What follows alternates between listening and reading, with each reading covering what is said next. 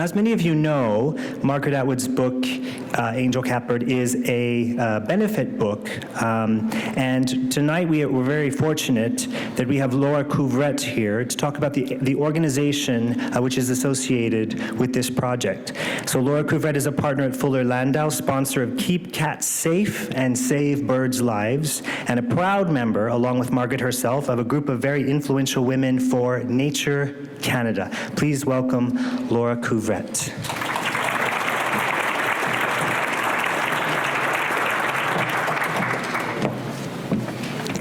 Thanks, Gregory. On behalf of my partners, I am thrilled to be here tonight in support of Margaret Atwood. You may be wondering how it is that we came to be involved in tonight's event. Margaret has been a long-standing and valued client of ours at Fuller Landau. When she came to us with the idea of supporting the launch of her graphic novel series, and Keep Cats Safe and Save Bird Lives campaign through Nature Canada, it felt like a perfect opportunity to show our support for the arts and the environment, two causes that are very close to our hearts.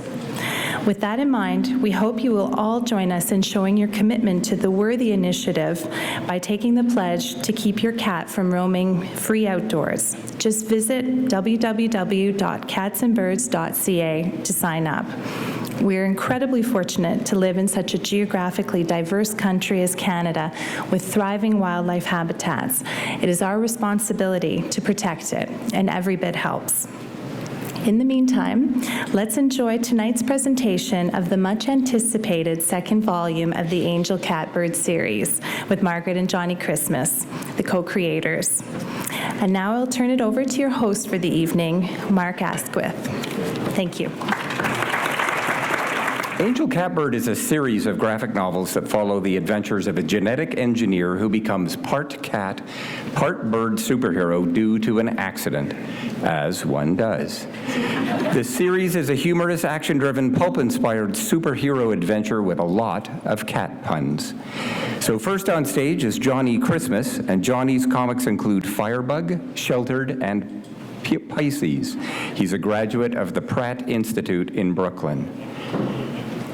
Angel Catbird is written by acclaimed novelist Margaret Atwood. She is the author of over 40 books of fiction, poetry, and critical essays.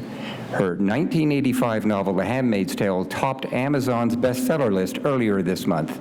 This might be due to the current political situation in the States, or because the TV adaptation of the novel debuts in April, featuring Mad Men star Elizabeth Moss. Atwood is also a cartoonist, and she did a strip in the 1970s called Canadian Culture Comics. Please welcome to the stage Margaret Atwood and Johnny Christmas. So here we go. So first of all, tell me, how did this collaboration begin? How did the idea for Angel Catbird start? Well, I had the idea for a long time because, of course, I'm very active in bird conservation. And one of the things that bird conservationists were tiptoeing around for years is the fact that really a lot of birds are killed by cats in North America, both feral cats and your own beloved kitty cat, if it's outside. However, nobody wanted to tackle this because they didn't want the hate mail and death threats that would have resulted. And indeed, it would have not been a good strategy to say, your cat is a horrible monster and you should drown it in the toilet. So nobody wanted to go there. But it seemed to me that a really good way of dealing with this problem would be a flying superhero who was part cat and part bird and part human being. Because such a superhero would be able to see both sides of the issue and be active in saving both cat items and bird items. And it also would have the possibility for a complex love life. Should I have a kitten or should I have an egg? This is a problem for modern man. Yes. So the only difficulty was that the look I wanted, although I did draw cartoons, my cartoons are quite basic. They're quite lumpy. And so I needed somebody who could really draw such a superhero with the musculature in the right places, and could also be able to draw wings that looked as if they might actually fly, like that. And so I didn't know how to do that. But I found myself helping on Kickstarter someone called Hope Nicholson, who's, I guess you would describe her as a sort of comics impresario, an impresario of comics. She doesn't draw them, she doesn't write them, but she knows all about them, and she facilitates them. And she was bringing back a Canadian black and white comic of the 40s, which was a section I knew something about. Not only because I'm the age I am, but because a friend of mine called Alan Walker wrote the book on it, called The Great Canadian Comic Book. And this one was called Brock Windsor, and she was doing a Kickstarter to bring back Brock Windsor, so I pushed that out for her on my unaccountably large Twitter following, only a third of which is robots. And she'd previously done Nelvana, so you knew of her work. She had done Nelvana, and I knew about this enterprise. So I got together with her in a bar called Pravda. It's a vodka bar. And after we'd been there for a while, I said to her, would you think it would be crazy for me to do a part cat, part bird flying superhero comic? And because the evening was at that stage, she said, no, not at all. So she helped me. She was in that world, and she helped me find the right artist. All right. Hooray. Someone who could actually draw. I mean, well, unlike How me. did that happen, Johnny? I ran into Hope in Seattle at Emerald City Comic Con, and we had a short talk, and I was like, oh, I'll see you at the next one of these Comic Cons or whatever. And then I got an email from her, and she said, hey, Margaret Atwood's interested in doing a comic book. Would you be interested in sending some samples? And I was like, sure, I'll send some samples, but it's not going to happen. So I sent off the samples and promptly forgot about it. And then pretty soon after that, Hope sent an email like, hey, Margaret likes your stuff. Do you want to...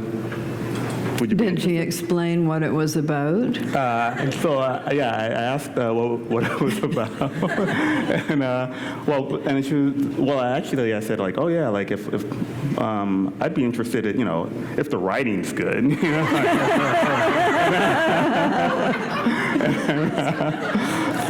which we all had a good laugh about. And then after we started talking about it, and then we got in touch, and then we were off and running. Yes, so she also put us together with the publisher. So the publisher is Dark Horse, which is an indie, but quite a large one in the States. And our editor there is a guy called Daniel Chabon, who happens to be the much younger brother of Michael the novelist. And they had a dad who was a comics collector. So that's where Michael's interest came from, and that's where Daniel's interest came from. It was a bit upsetting for me to have an editor who was 12, but apart from that, we managed to do it, and we did it all by email and scans, which isn't that unusual these days, and neither of us have ever met the colorist.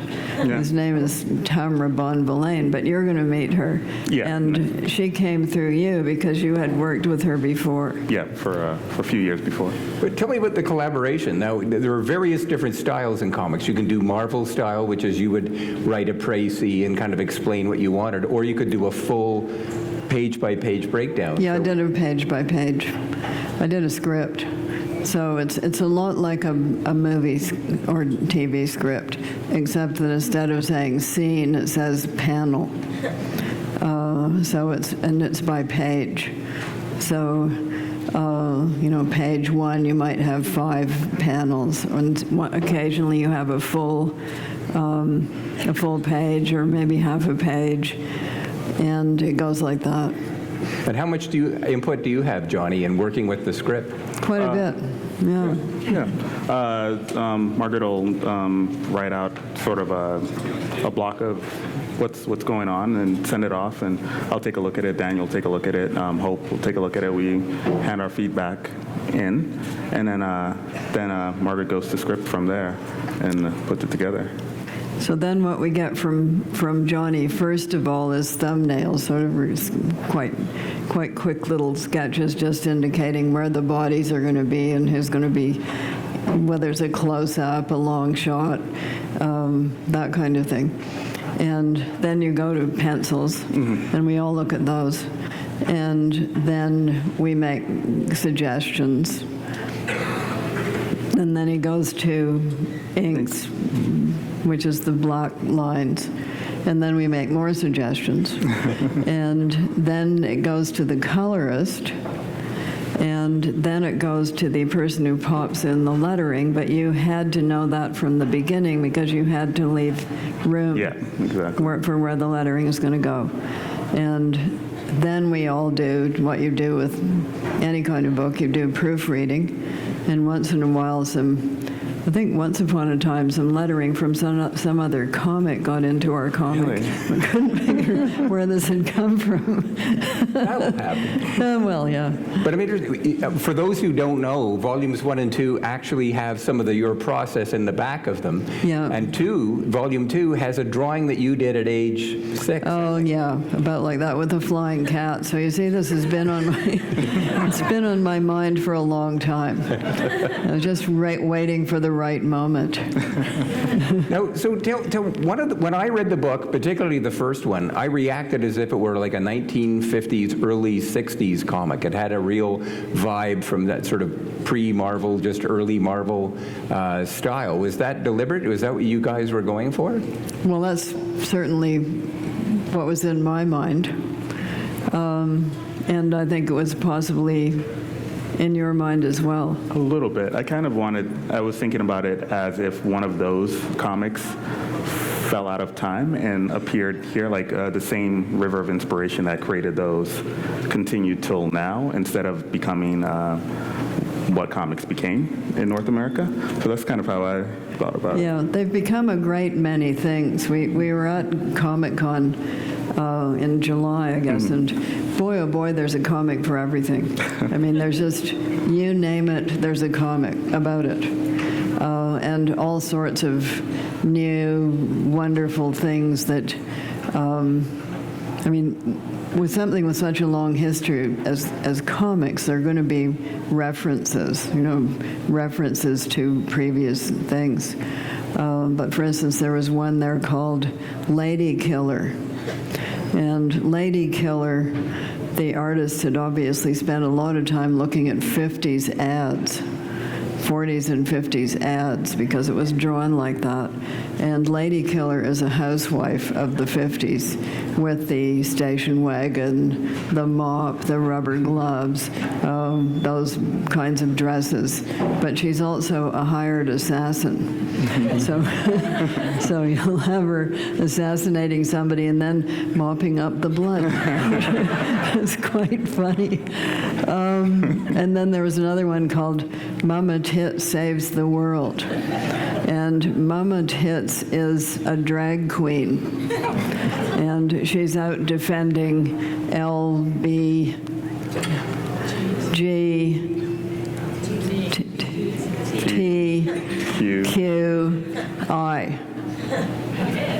Yeah. I think that's as many letters as we have, but she has a magic word that gives her superpower form, and it's composed of the first letters of Oscar Wilde, Quentin Crisp. I don't know that one. Mama Tit Saves the World. My only quarrel with her is that she can't fly. I would much prefer her to be able to fly. but maybe that will be added How does she save later. the world? How does she go about it? How does she go about saving the world? Yeah. She comes upon people who are being bullied, and since she's quite large and has some friends, she A gang. she intervenes. Well, speaking of flying, Volume 2 is a lot of flying. So was that fun for you to write, and was that fun for you to draw, Johnny? It was really fun to draw, yeah. We had a lot of aerodynamics and, Yes, well, we always have to have a battle scene or two. yeah, obligatory. Because Johnny likes to draw them anyway. They don't have any words in them, so I get to sort of have a little holiday and just put the battle scene. So how does that work for you, Johnny? Just have free reign and you sort of go, okay, I've got 3 pages to do an aerial cat fight, as it were? Oh, no, like Margaret indicates. Who's fighting whom? Right. Yeah. Yeah, so like who's doing what, and it's still weird to me to call you Margaret. Still, like, we've been working together for, so it's still like weird. But Well, what did you have in mind? I don't know. Yeah. Your Highness. So Her Highness will indicate what's happening, where and how and who, and then she leaves it to me to sort of Choreograph. choreograph. Yeah, and then Tamra colors it, which of course then it gets really colorful if things are being blown up, as it were. So in my world, which is the world I come from, comics, it was a really, really big deal. This comic was a very big deal. How has the critical and commercial response to the book been? Well, I have to say that there's this publicist called David Hyde. Oh, yeah. And he runs an outfit called Superfan. And because the world is small, by sheer coincidence, he trained with my publicist at Random Penguin for paperbacks called Jen Marshall, and he worships her like a goddess because she taught him everything he knew, says he. He's also 12. So he did I have to say, a fantastic job amazing. with it. And you would not believe, he kind of wallpapered the entire universe with this thing in a way that just doesn't happen with books. I think They're they heard standard that. books. Yeah, as it turns out, there are a huge number of fanzines, blogs, people writing about it here and there, and he seems to know them all. So that's what he did. And he placed excerpts with people that he approved of. And that it's just his specialty. That's what he does. So I think it was that, and I think it was also the total, complete weirdness of me doing a comic, which I don't find weird, because I grew up in that world and spent my childhood drawing them and reading them, and it was before television. So that's what that was the prohibited, frowned upon thing that kids did. You know, and your parents, why aren't you outside playing? Stop reading those comics. It was like that. But you may not remember this, but I used to work at Coach House, and I met you, and we were talking about comics, which I thought was fun, discovered that you did the Canadian culture comics for this magazine, and then years later gave you copies of Mao's 1 and 2, because everything that we talked about was in those books. Exactly. And I was like, this is what our discussion was about. Comics can do anything. That's right. Yeah, well, they have this form, which is pictures telling a story, is very, very, very, very, very, very old.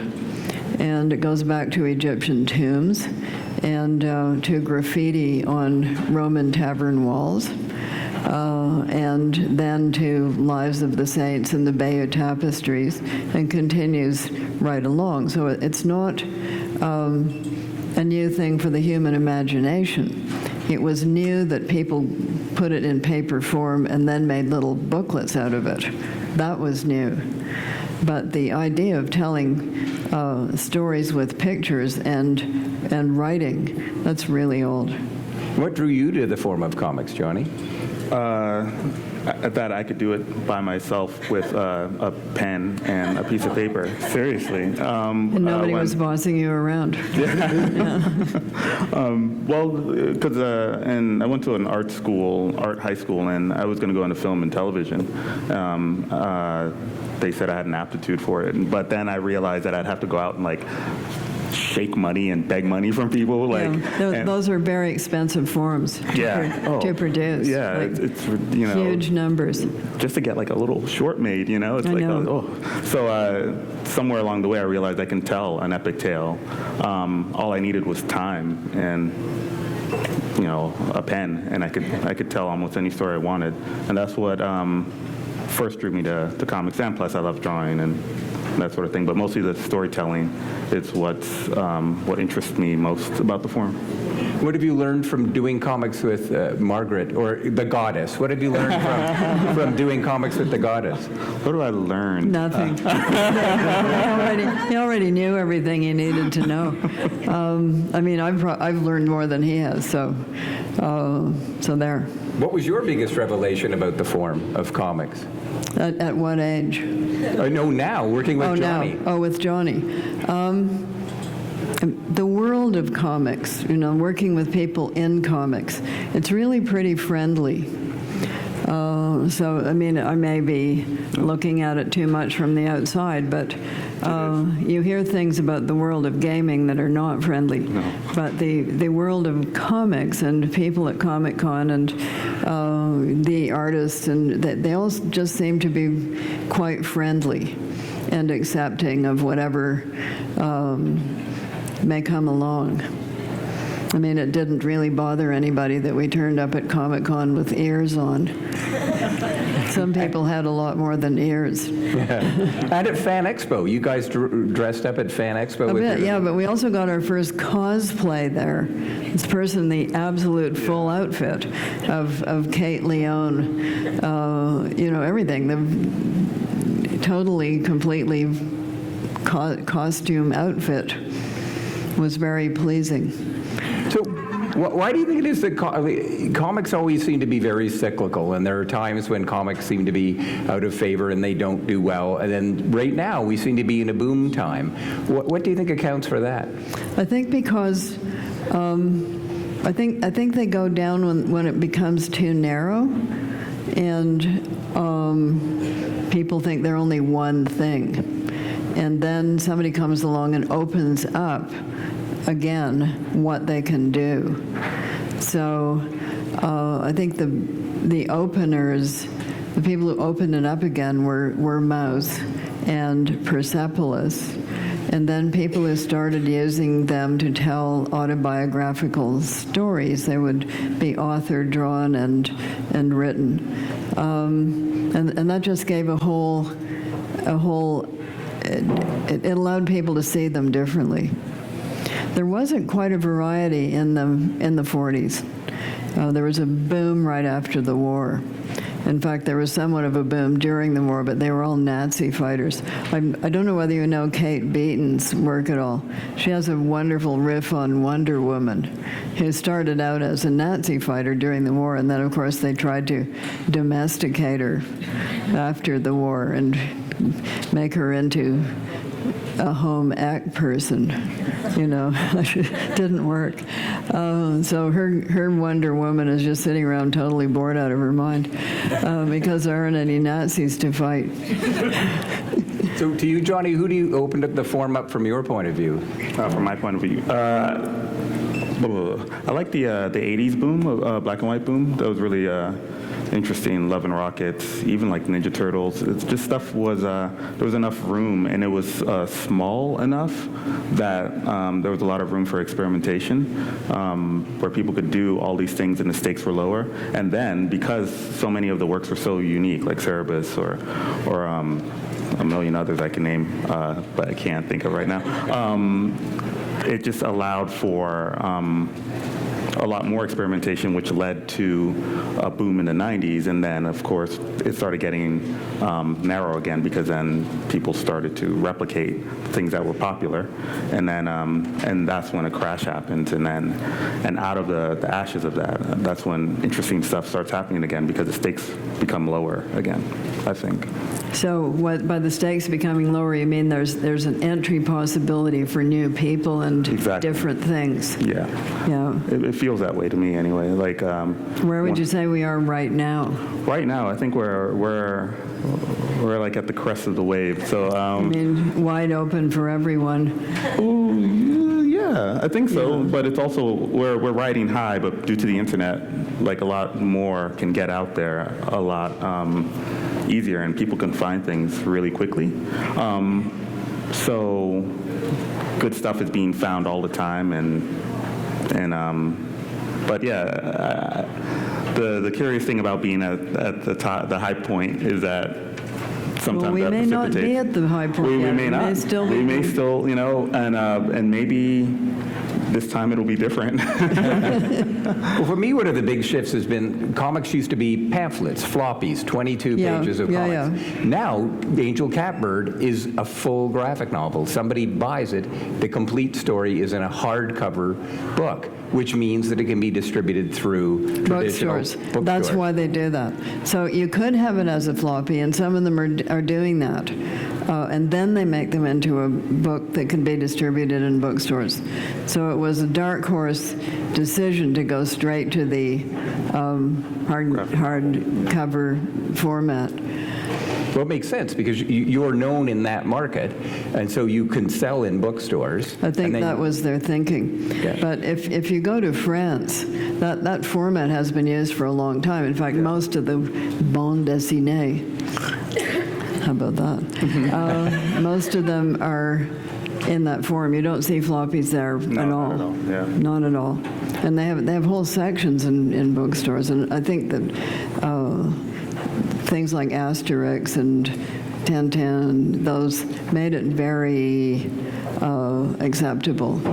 But in North America, that didn't happen, which is interesting. The comics, graphic novels don't really happen until the mid-'80s, maybe a little bit earlier. That's right. They were still floppies until that time, because they were considered, unlike in France, they were considered a sort of down market, a pulpy sort of thing, whereas the French have had a much higher opinion of them for a much longer time. Yeah. So if we go into your library, are we going to see a whole range of graphic novels sitting there? Now, yeah. People send them to me. That's a good perk of the job. Yeah. How about you? Do you collect the floppies, or are you a graphic novel guy? Graphic novels. I had the floppies for a long time, and now I've switched over to, it's nice to have a spine. You could like just, instead of like flipping through to find that thing you're looking for, it's just you run up and down the bookshelf, and you're like, oh yeah, there you go. The paper is higher quality. Yeah. So it's much less likely to disintegrate. A lot of the things that were published, not just comics, but early paperbacks, they're falling apart because they were using acid paper, and they're literally combusting. Wow. So, but no hope for that for the modern graphic novel. They'll Well, be with us they forever. seem to be using better paper Yeah. and a slicker finish. And they seem to be respecting the book as an object more now, which I always loved books as objects. Just nice printing or a nice spine, or the way it's treated. And I like that graphic novels are moving that way. Floppies are nice too, but they feel disposable. You read it Well, now. unfortunately, that's what happened to a lot of them. So we had a huge stash of comics from the 40s, and unfortunately, my mother threw them out. And I think a lot of people's mothers threw them out without asking, right? Yeah, well, I had the mother who didn't throw them out, so. Well, lucky you. Yeah. Oh, well, you know, they're in college now. They don't need these anymore. Get them out from under the bed, which is where they always were kept. You guys mentioned the idea of hybrid, and I was looking at Angel Catbird, and you guys mix a whole lot of stuff in there. Comics in the 50s did this sort of educational comics, and you can see in the 50s comics often there would be a bottom bar at the page that would explain some side of the story, and you're doing that for the angel preservation. Yeah. Now, angel preservation, cat preservation. Where did that come from? What I'm curious about that was, were you looking at the 50s comics and looking at what you could sort of reference, or? You know, these are not just 50s comics, they're also 40s comics. But there were all of these quasi-educational things like the illustrated classics, classic comics, and then there would be ones like Katie Keene, where you got to design clothing, and you don't know about that, do you? They were for girls mostly. So yeah, some of those had built-in things, but the push in the early 40s was propaganda. You know, it was a lot of wartime propaganda. Comics were really used for that a lot. So it's not an alien idea. And something like Mouse, again, and Persepolis, they're very educational. They're telling you history. And a Canadian example would be Louis Riel, you know, very successful graphic version, which is telling you an historical story. And I think what happens, too, is that those books change the market.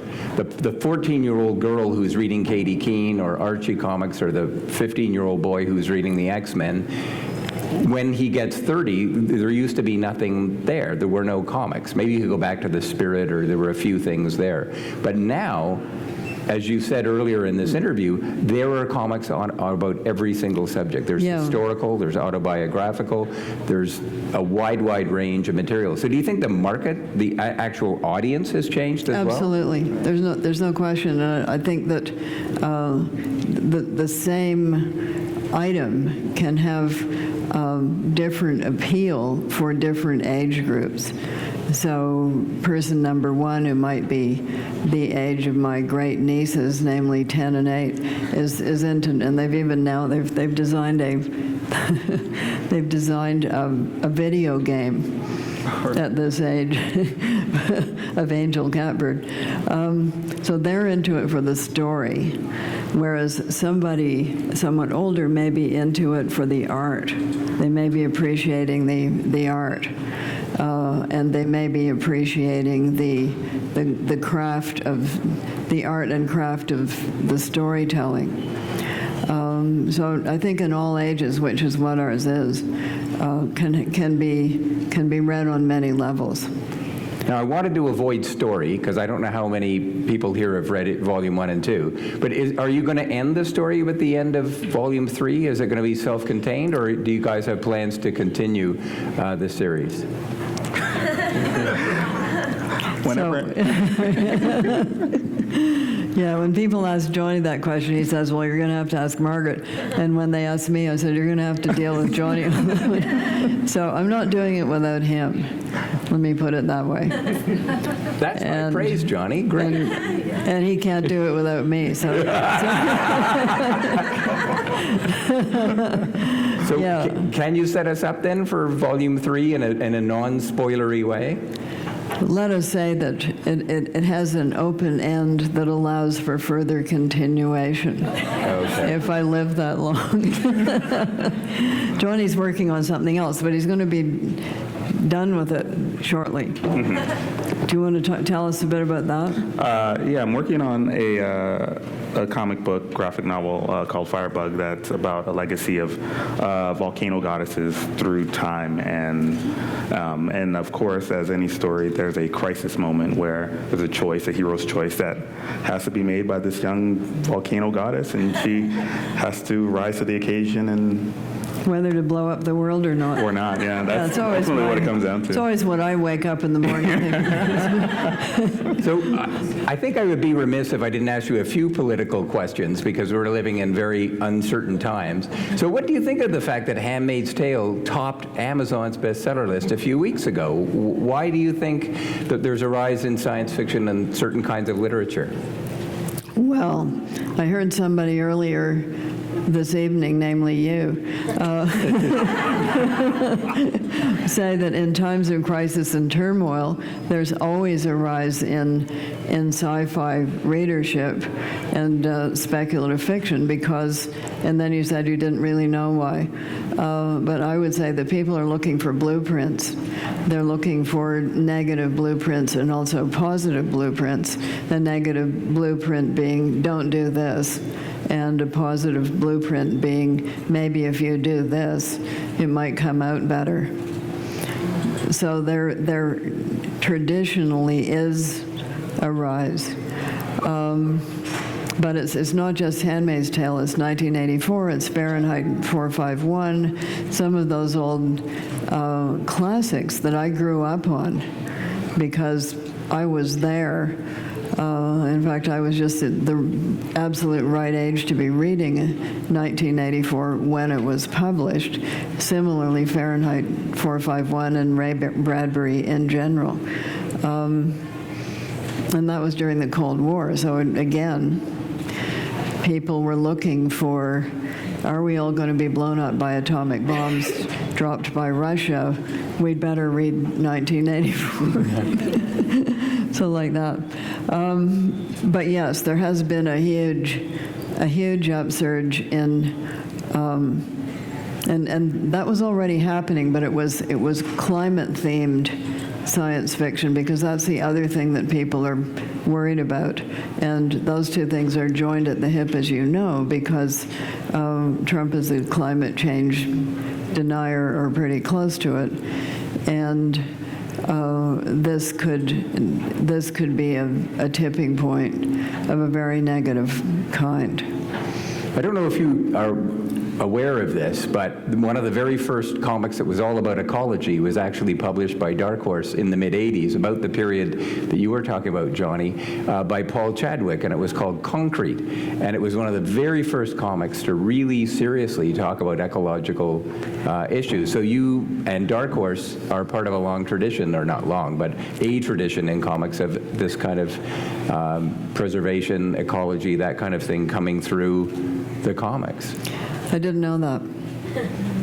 Johnny, did Why you was read? it called Concrete? Well, Giant concrete monster who walked around, and he was pretty sad, but, you know, he had a good heart. He was a concrete He was monster a that giant walked. concrete monster. Okay, wasn't there another one like that? well, it's like Ben Grimm, The Thing in the Fantastic Four. Yeah, yeah. It's one of the comics that really talked about alienation and being alienated, and he couldn't reach out, and he had a girlfriend, but he couldn't really touch her So he was because the one made encased in of sort of concrete. stone, yeah. He was encased in Yeah. stone. Yeah. Kind of imagine a golem-like body, but with a human brain. Yeah, I remember a sort of stone guy walking around. Is that the same one? I think that's Ben Grimm of the Fantastic Four. That might have been him, The Thing. It's very sort of Robberine and more rock like covered. pondering. Yeah. Yeah, it was just like this big, yeah. Yeah, I remember rock him. monster, Yes, yeah. for sure. Thank you so much. Can we have a round of applause for Johnny Christmas and Margaret Atwood and Mark Asquith?